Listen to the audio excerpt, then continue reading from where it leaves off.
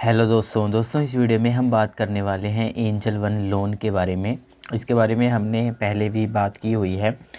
जब हमने इसके बारे में पहले बात की थी तो वहाँ पर हमने आपको बताया था कि काफ़ी बड़ी लोन अमाउंट यहाँ पर हमें एंजल वन के तरफ से जो प्री अप्रूव ऑफ़र की जा रही है। लेकिन अब एक दूसरे अकाउंट पर भी हमें लोन ऑफ़र दिया जा रहा है, लेकिन ये जो लोन ऑफ़र है वो बहुत कम दिया जा रहा है। और कितना लोन ऑफ़र है और कितना इंटरेस्ट चार्ज हो रहा है तो सारा हम यहाँ पर बात करने वाले हैं। तो यहाँ पर हमने एंजल वन एप्लीकेशन को ओपन कर लिया है। इसमें अगर आपके पास प्री अप्रूव ऑफ़र रहता है तो यहाँ पर आपको लोन्स के लिए एक अलग से सेक्शन यहाँ पर नज़र आ जाएगा, इस पर आपको क्लिक कर देना है। अगर आपके पास प्री अप्रूव ऑफ़र नहीं रहता है तो आपको यहाँ पर वेट करना होगा आपका प्री अप्रूव ऑफ़र आने के लिए।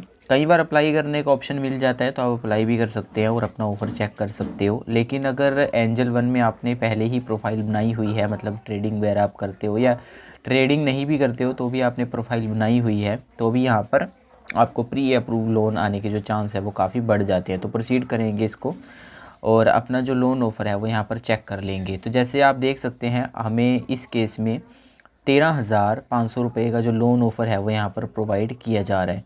ठीक है, तो 13,500 का जो लोन ऑफ़र है वो हमें दिया जा रहा है और यहाँ पर हमें इसके लिए जो समय दिया जा रहा है, मतलब 13,500 का लोन है और 13,500 के लोन के लिए हमें 8 महीनों का जो समय है वो यहाँ पर रिकमेंड किया जा रहा है। और मिनिमम अगर इस लोन को चाहे तो हम 9,200 कर सकते हैं और 9,200 इसका जो मिनिमम अमाउंट है लोन अमाउंट, और मैक्सिमम हमें यहाँ पर 13,500 यहाँ पर ऑफ़र किया जा रहा है। देखिए, इसका कारण ये हो सकता है कि हमारा जो करंट में काफ़ी लोन चल रहे हैं तो उस वजह से भी हो सकता है।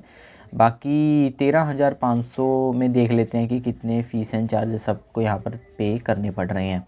तो यहाँ पर व्यू डिटेल का एक ऑप्शन मिल जाएगा और व्यू डिटेल के ऑप्शन पर क्लिक करने के बाद आप देख पाएंगे कि 1870 इसकी ईएमआई होगी, जो कि 8 महीनों के लिए यहाँ पर बताई जा रही है। और ईएमआई का शेड्यूल भी आप यहाँ पर देख सकते हैं।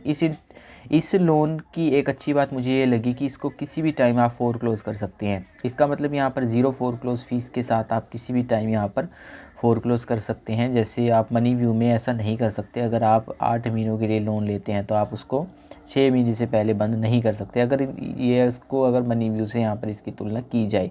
तो यहाँ पर जो है 13,500 के लोन को हमें 1870 जो है यहाँ पर ईएमआई बन रही है। और इसको अगर कैलकुलेट करें तो 1870 इंटू 8 कर लेते हैं और यहाँ पर आप देख पाएंगे कि 14,960 हमें टोटल पेमेंट यहाँ पर करनी होगी। और अगर इसमें से लोन अमाउंट यहाँ पर कम कर दी जाए तो यहाँ पर आप देख पाएंगे कि 1,460 रुपये हमें एक्स्ट्रा पे करने पड़ रहे हैं।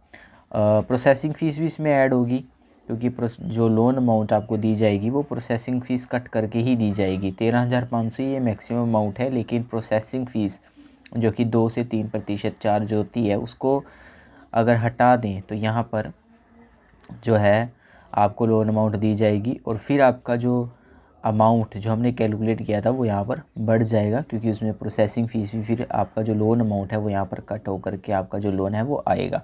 तो बस इस तरह से आप इसको ले सकते हैं। जैसे हम इसके प्रोसीड करेंगे, खैर मुझे तो नहीं चाहिए ये, फिर भी आपको यहाँ पर प्रोसीड करके थोड़ा सा दिखा देता हूँ। यहाँ पर आप देख पाएंगे कि 12,676।